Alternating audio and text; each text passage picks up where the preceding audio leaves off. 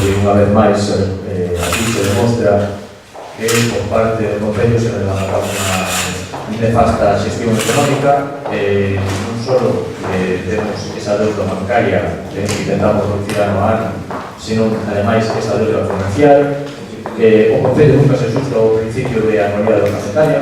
De feito, xa non só arrastramos unha deuda de un remanente negativo de tesorería no ano 2017 por importe de casi 700.000 euros, sino que ahora se trae a Reconocimiento Extrajudicial de Crédito facturas de pago corriente, que non son facturas de gastos extraordinarios, sino son de multas de electricidade, de combustible, de compras varias, por importe de 632.000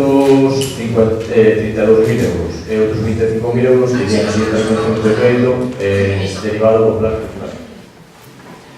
Ben, isto significa que se están pagando con cargo ao orzamento deste ano facturas do ano pasado.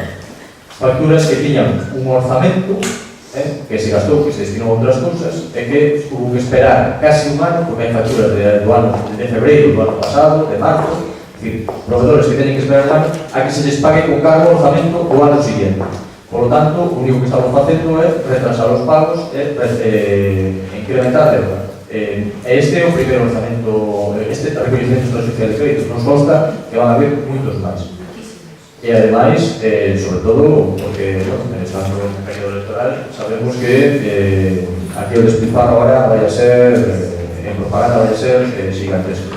O que pedimos é que se axuste o principio de anualidade orzamentaria e que evite estes gastos superfluos e que se ateña as partidas orzamentarias previstas en cada anualidade.